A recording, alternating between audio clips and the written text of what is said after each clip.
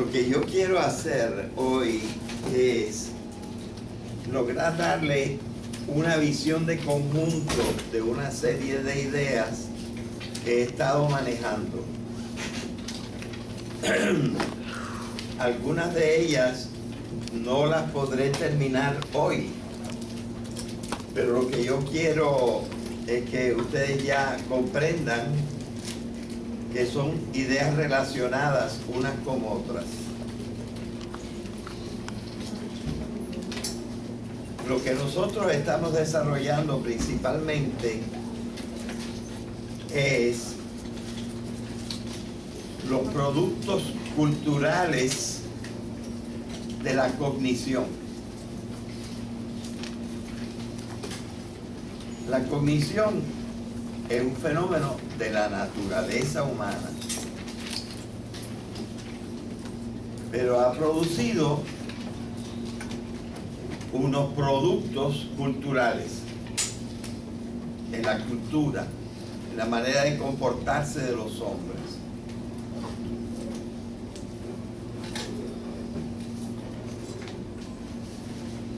La idea que yo estoy desarrollando comprende de aquí hasta allí, sin aquella columna, como un cuadro.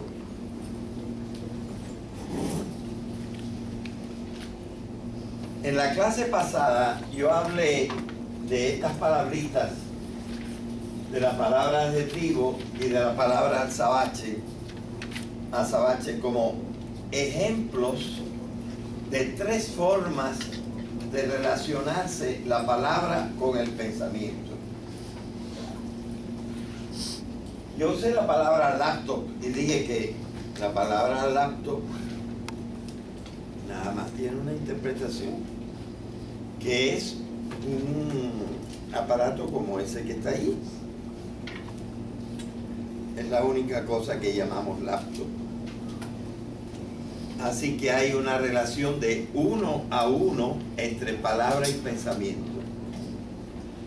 Cada vez que decimos laptop, nos surge una imagen y nos surge un concepto que es el de un aparato que sirve para escribir y que se puede transportar. Así que esto es lo que llamamos el pensamiento unívoco. La forma de pensamiento en la palabra laptop es una forma de pensamiento unívoca, porque corresponde de uno a uno entre un pensamiento o idea y una palabra. Aquel día se me ocurrió la palabra laptop, pero en un artículo que, por cierto, ahora puse en la página del profesor y que se llama El conflicto de los saberes, ahí yo tenía una palabra más feliz todavía. La palabra hidrógeno.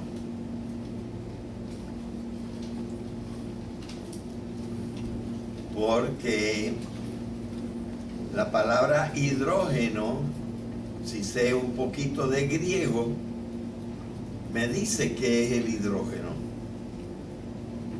Dice hidro, que quiere decir agua, y geno, que podríamos traducir producir. Lo que produce agua. Claro que el pensamiento no está completo, porque no menciono la función del oxígeno para que el hidrógeno produzca agua. Pero bueno, lo comprendemos bastante bien, porque todo el mundo sabe lo que es H2O. Así que este es un tipo de palabra una forma de pensamiento en que una palabra y un pensamiento se corresponden de uno a uno. También la palabra carbonato de sodio es una palabra perfectamente unívoca, porque el que sabe un poquito sabe que carbón se refiere a carbono y que el carbonato de sodio tiene 3 átomos de carbono. Como dice ato quiere decir 2 átomos de oxígeno que están unidos al carbono. Y ya lo dice claramente, de sodio, así que tiene un átomo de sodio. Y cuando yo digo carbonato de sodio, ya yo sé 3 carbonos, 2 oxígenos y un sodio.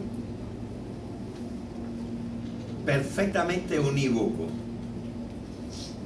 El nombre con el pensamiento de lo que yo estoy queriendo mencionar.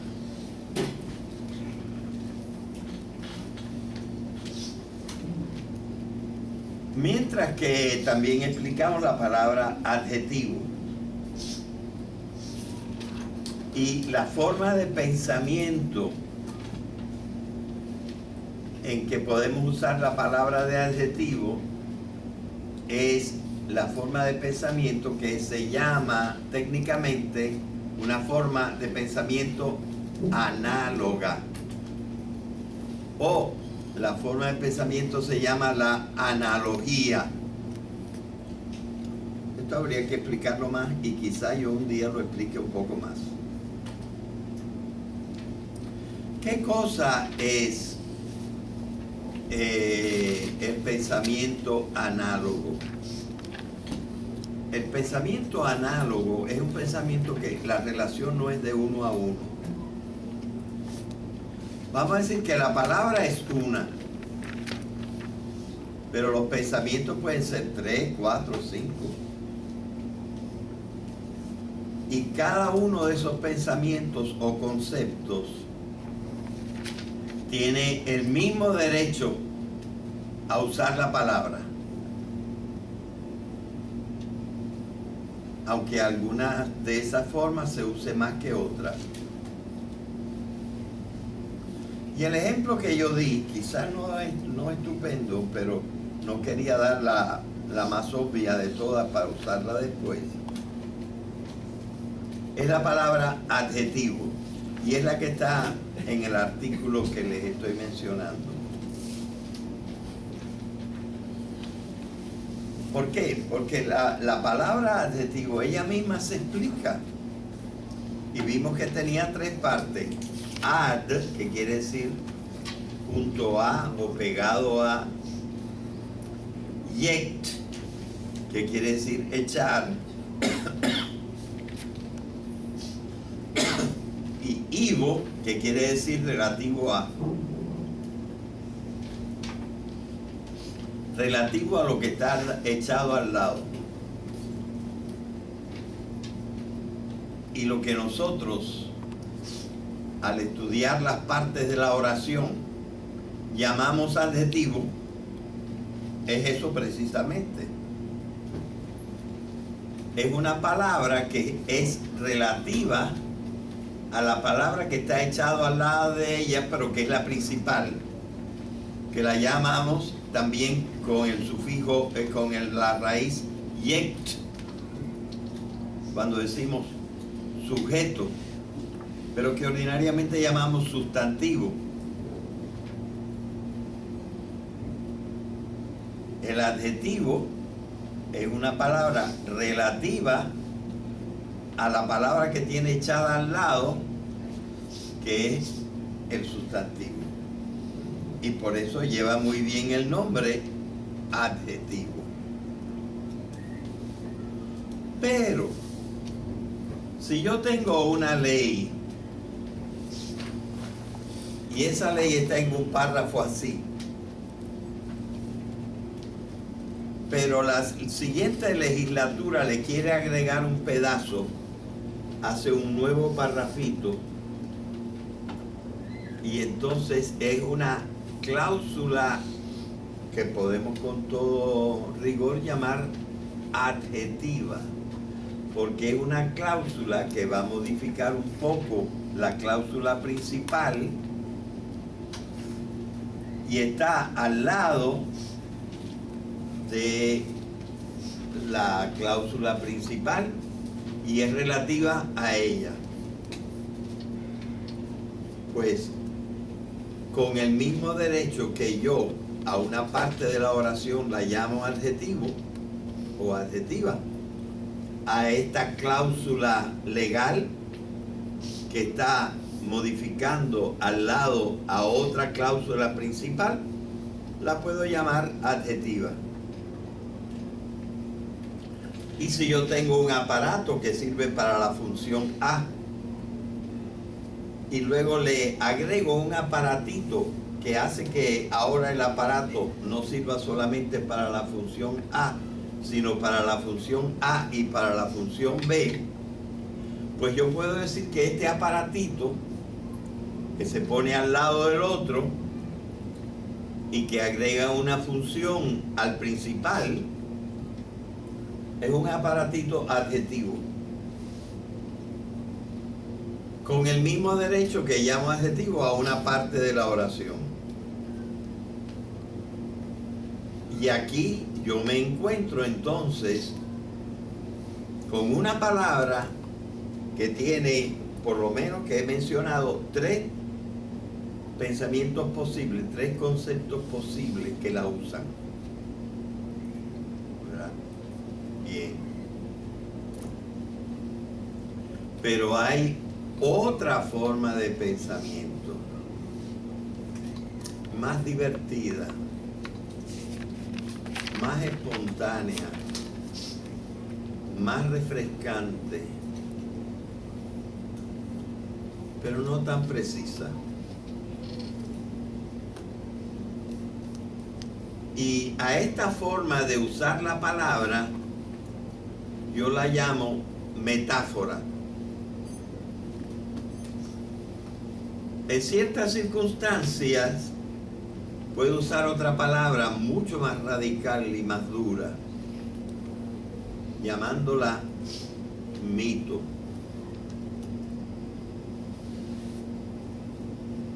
¿Y qué quiere decir metáfora? Metáfora quiere decir que va llevada con otra. Meta es con, o también más allá, pero ordinariamente es con. Y foreign quiere decir llevar. Una cosa está llevada con la otra. Y aquí hay cierto derecho, pero no tanto derecho como en la analogía.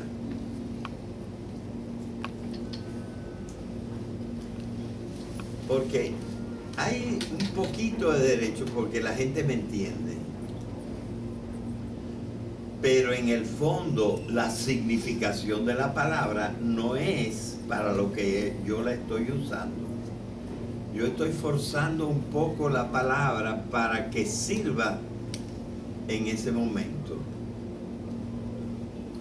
Y el ejemplo que dimos fue cuando en vez de usar la palabra ojos para ser un poco gracioso, para ser un poco amable con la persona, le digo, qué preciosos azabaches adornan tu rostro. Y ya dije una cosa que tiene un poquito de poesía y la persona se halagó, le gustó lo que le dije, se comprendió perfectamente Pero la verdad es que la palabra que usé, y casi a propósito, no es una palabra con que yo puedo realmente describir los ojos. Hay un poquito de abuso en usarla, pero es un abuso aceptable, ¿verdad? Y entonces allí se pueden meter muchísimas más y usar muchísimas más cosas. La metáfora es bastante flexible y permite servir para muchas cosas. A veces no tanto, pero otras veces sí. Así que puede haber entre una palabra y muchos pensamientos también una relación, pero esta relación es de uno a muchos. Bien. La metáfora incluye una cosa que no incluye el pensamiento unívoco ni incluye casi nada el pensamiento análogo. La metáfora sí incluye mucho de esto. Y eso que incluye la metáfora y que las demás cosas no incluyen es muy importante. Y se llama así.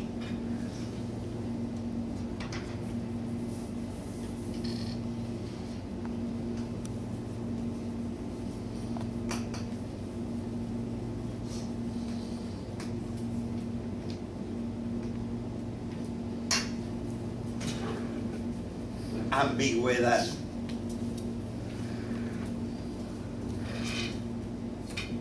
Una cosa ambigua es una cosa que lo mismo puede ser usada para una cosa como para otra. Lo mismo se puede entender de una forma que la otra forma. Entonces allí hay ambigüedad. Si yo digo, qué bonito, ¿eh? Eso se puede interpretar en muchas maneras.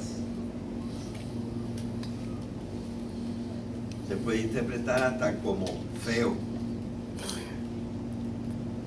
Se puede interpretar como bonito. Se puede interpretar como inmoral. Y a lo mejor con más significados.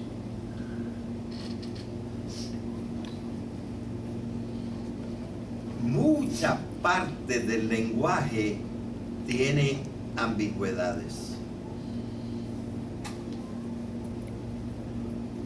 Es más, el lenguaje en su forma natural contiene bastante ambigüedad.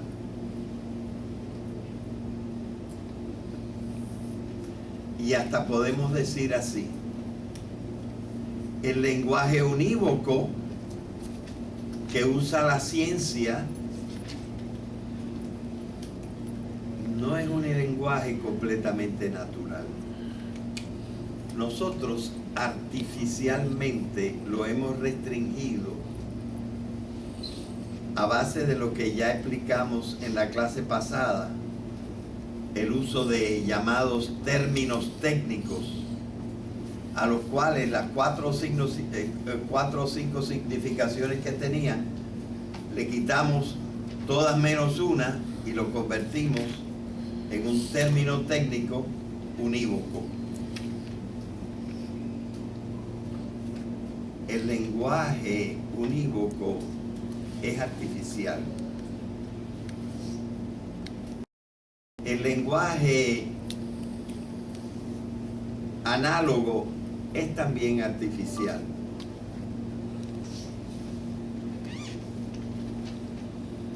Y el lenguaje natural es ambiguo, tiene muchas significaciones. E incluso la poesía y otras cosas se aprovechan de esto para hacer belleza. Nuestro lenguaje natural y cotidiano es bastante ambiguo. El profesor en la clase trata de no ser muy ambiguo y entonces su lenguaje es por fuerza un poco artificial. Él no hablaría así en su casa cuando está relajado. Diría las cosas de otra manera.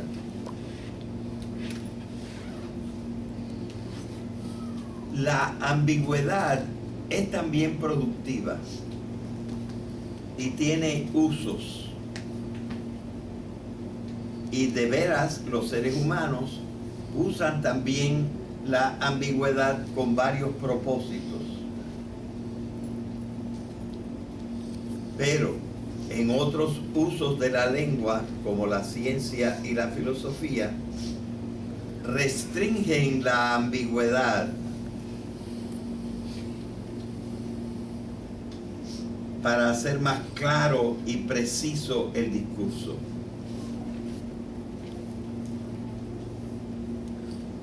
Así que nosotros no nos podemos quejar de las metáforas. Es la manera ordinaria de hablar.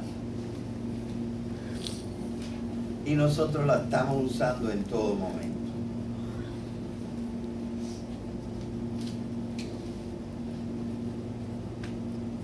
Bien.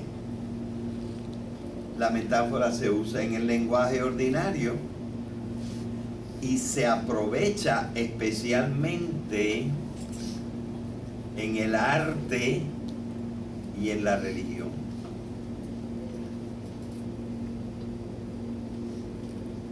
Hay un pintor francés que se hizo muy famoso en el siglo XX,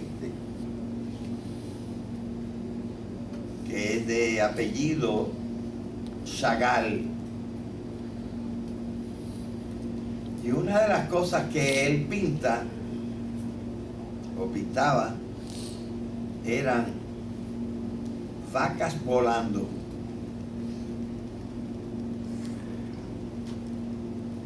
Pues seguro las vacas de Chagall tenían una significación especial.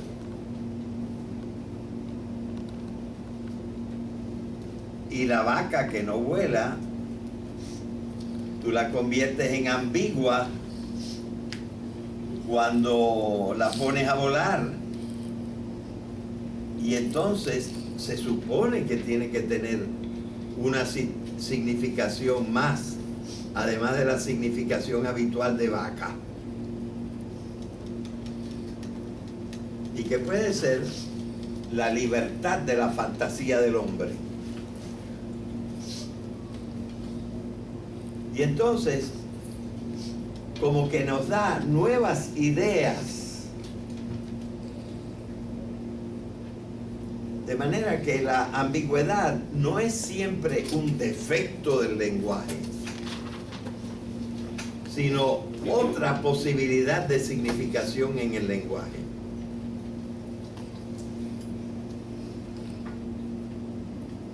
Y que enriquece muy a menudo el lenguaje y que permite decir cosas que de otra manera no se pueden decir. Y eso es lo que le encanta a los artistas. Y eso es lo que ha tenido casi por fuerza que usar la religión. Y esa es la metáfora. Alguna metáfora es más dura y entonces se convierte en un mito. Pero el mito tampoco es inútil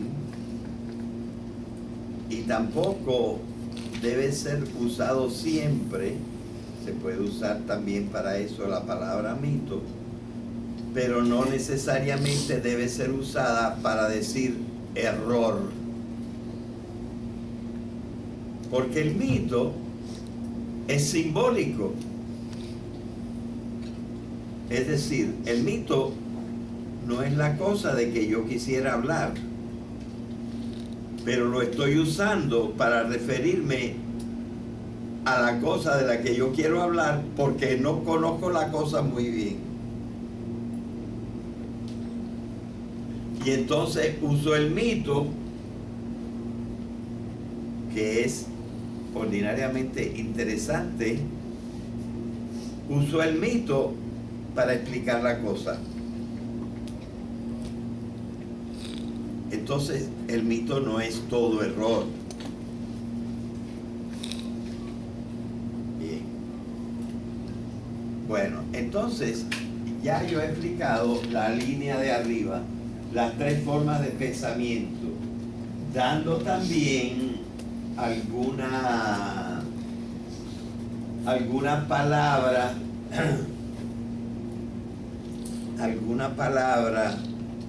para como ejemplo.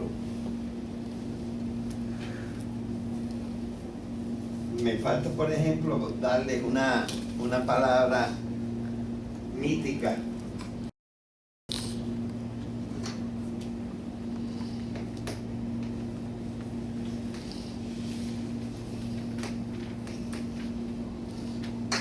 La palabra serafín, que es supuestamente un ángel hecho de fuego.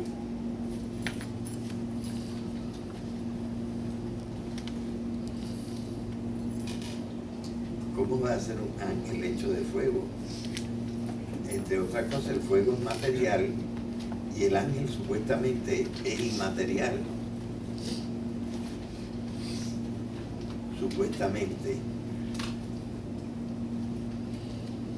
Pero, ¿y qué tal si el serafín es el que te enciende el corazón de amor?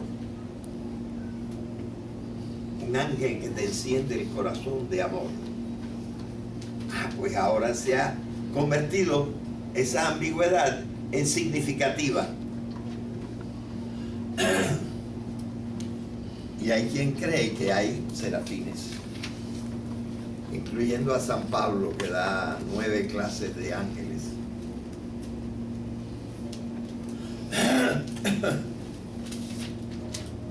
Bien, entonces, ven ustedes que las palabras no tienen siempre la misma relación con el pensamiento.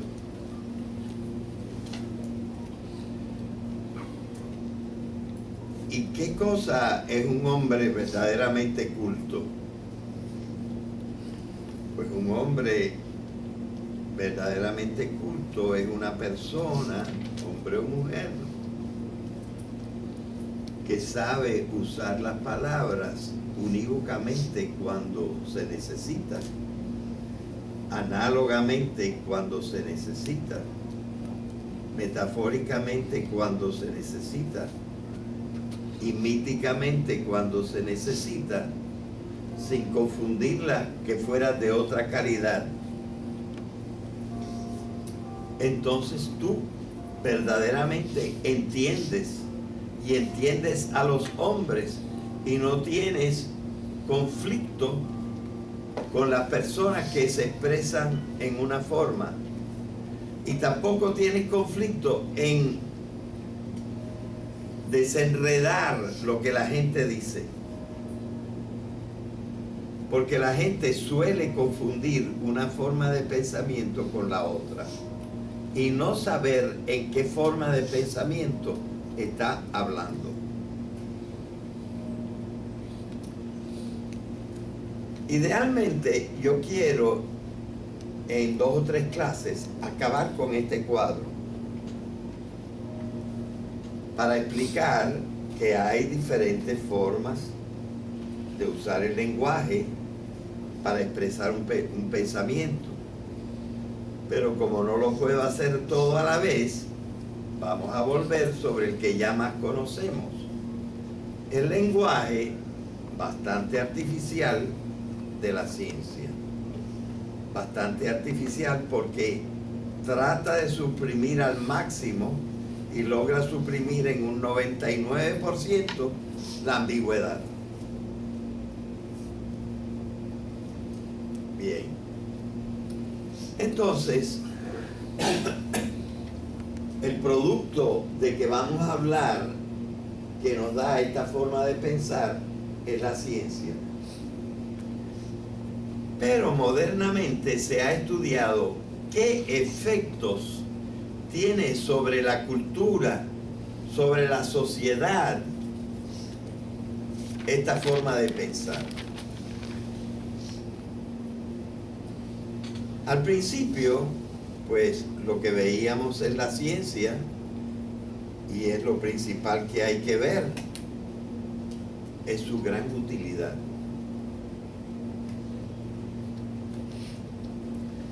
La ciencia ha permitido que el hombre en los siglos del 16 para acá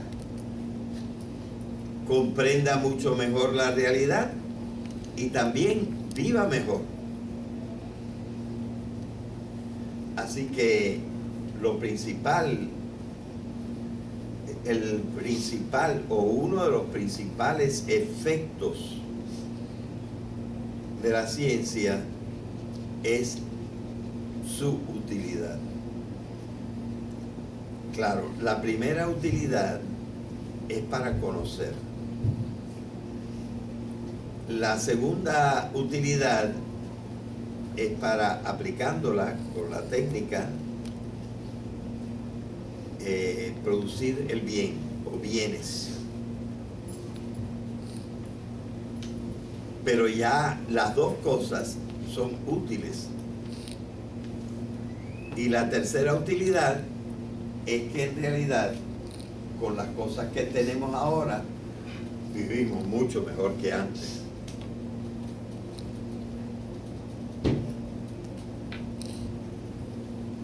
Bien. La ciencia no tiene la culpa que el ser humano, el hombre, se haya engolosinado con ella. Espero que entiendan la palabra engolosinado. Una golosina es una cosa sabrosa. Y el que se engolosina es el que, olvidando otras cosas, desarrolla un interés excesivo por esa cosa sabrosa. Se ha engolosinado.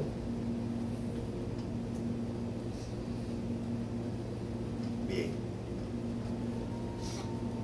Entonces, lo que puede pasar es que la utilidad se convierta en una cosa que amenaza algunos aspectos de la vida.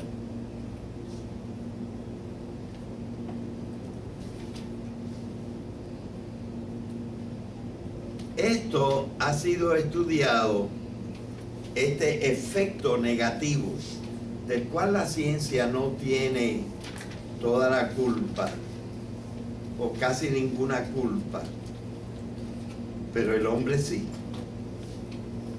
El hombre que inventó esa ciencia, no el individuo que la inventó, pero la cultura que la inventó tiene cierta culpa.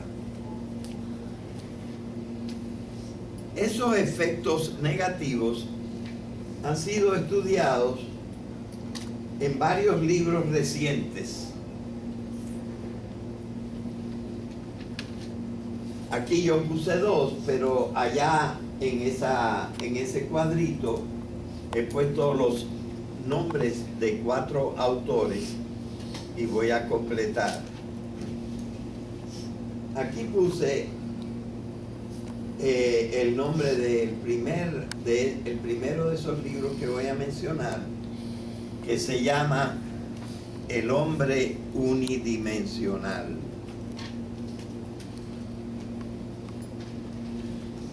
Ese lo escribió el primer autor que aparece allí, Herbert Marcuse, por allá por los años 60 del siglo pasado. Por los años 70 del siglo pasado, otro alemán, Max Horkheimer, escribió un volumen y le puso el título Crítica de la razón instrumental. En realidad el libro es un libro que recoge artículos y solo uno de los artículos trata de la razón instrumental. Pero es un libro famoso, Crítica de la razón instrumental. Una muchacha saliendo de la clase anterior me dijo, y está el libro Mundo Feliz de Aldous Huxley. Así que agregué ese nombre ahí.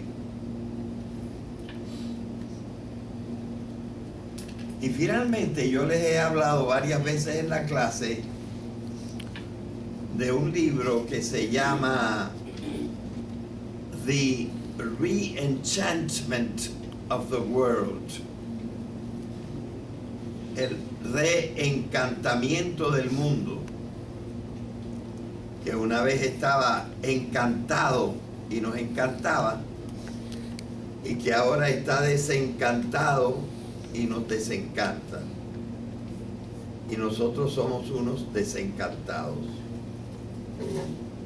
Y el autor de ese libro se llama Morris Berman. Ciertamente debe haber muchos otros libros, pero yo quisiera hablarles un poquito en general de estos cuatro.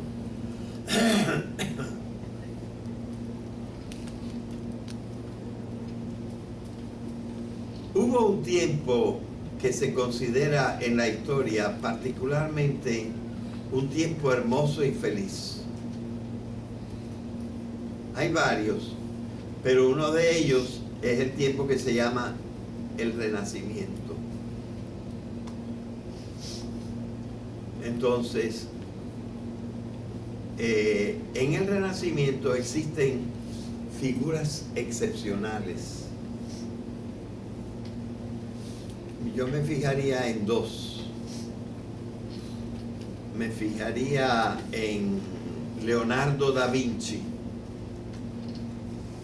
por todo lo que hizo y todo lo que pudo gozar y todo lo que pudo enseñar y descubrir. Era pintor, era algo músico, era ingeniero, era un hombre social, y me parece que también era un hombre religioso. De manera que su vida tenía muchas dimensiones y todos lo admiramos. Antes, y sobre todo si estudian Cultura Occidental 3 y Cultura Occidental 4, en la Cultura Occidental 3 a lo mejor les presentan un librito precioso.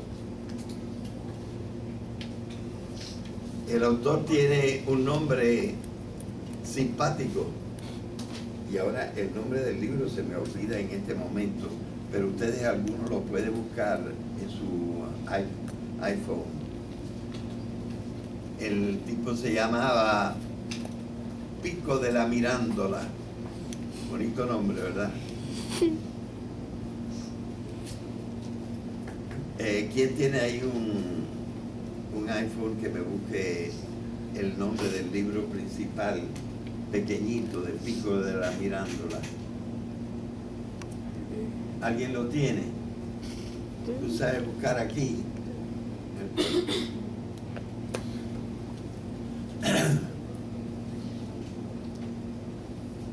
Tú estás buscando, qué bien.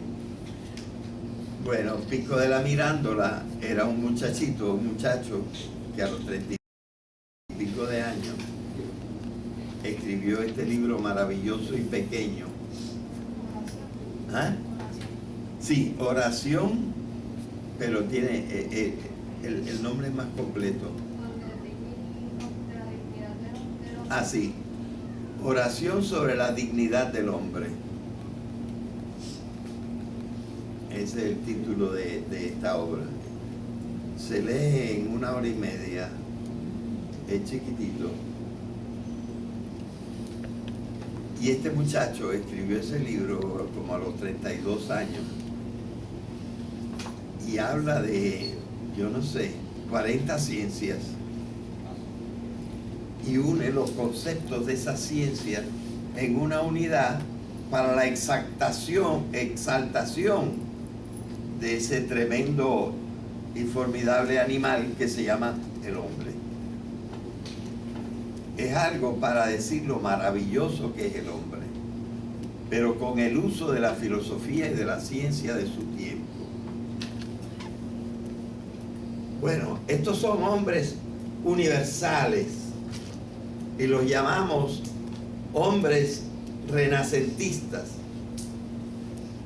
Gente que se ocupa de todo, que sabe de todo, que goza del mundo, pero con el gozo que dan las mayores y más altas facultades del ser humano.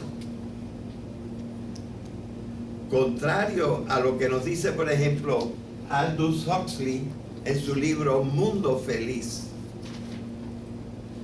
en donde los placeres son pequeños y chatos,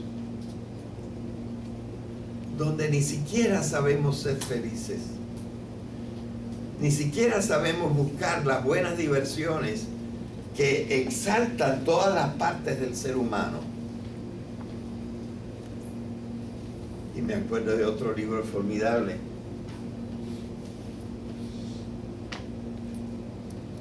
que se llama El cortesano.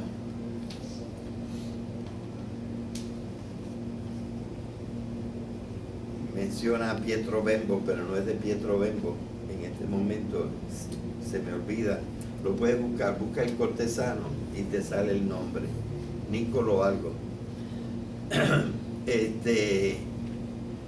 En donde realmente, verdad que era para la clase alta, pero para mí, ¿ah? Baltasar di Castiglione.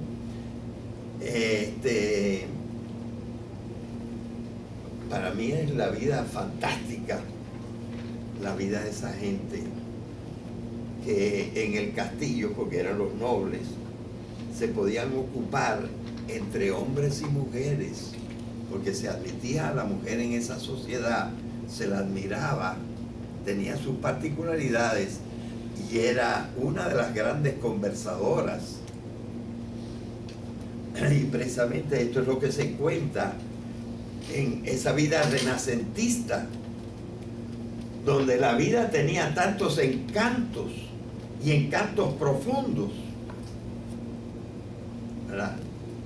Contrariamente a lo que describe Huxley en su libro y que llama irónicamente Mundo Feliz, cuando las formas de disfrutar son pequeñas e insignificantes, ¿verdad? Bueno, así que el hombre ha vivido a veces en un tiempo de muchas dimensiones, gozando de todas las cosas de que se puede gozar en la naturaleza y en la sociedad. Y todos estos libros explican que eso ha prácticamente desaparecido. Lo que explica Marcuse es que el hombre se ha convertido simplemente en un animal económico. Esa es la única dimensión que verdaderamente ha desarrollado. Me acuerdo de una persona que yo quise mucho, que cuando trataba de hacer filosofía, todas sus comparaciones eran con cosas que tenían que ver con el dinero. Eran comparaciones de los pensamientos filosóficos, pero el mundo que él verdaderamente conocía era el mundo del dinero. Y entonces todo lo tenían que reducir a una metáfora hecha con cosas de dinero. Porque los hombres se han vuelto bastante unidimensionales. Y el que no se ocupa del dinero, se ocupa del sexo. Y el que no se ocupa del sexo, se ocupa del narcótico.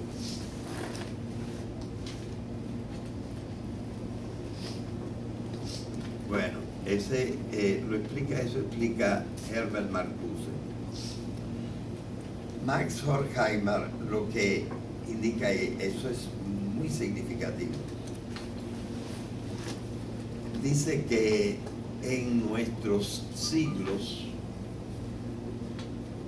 el hombre ha edificado una civilización donde la moral está en un cuarto y la ciencia, la razón está en otro cuarto. La razón por la que se ha desarrollado la ciencia está en otro cuarto y no hay paso, no hay puerta entre el cuartito de la moral y el cuartito de la razón, que ahora se usa como un instrumento. Igual que tú puedes usar un martillo para clavar bien un clavo en la pared y poder montar un hermoso cuadro, te sirvió de instrumento el martillo.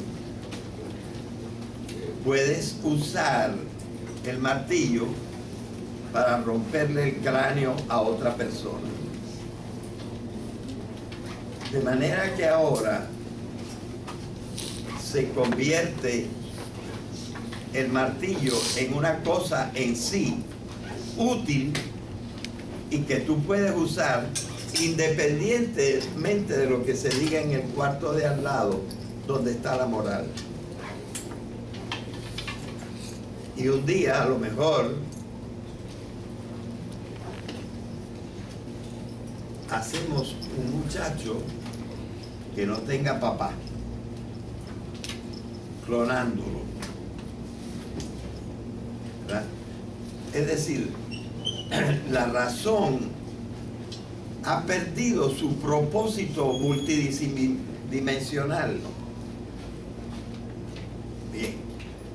Mientras que Maurice Berman lo que examina es cómo la utilidad nos ha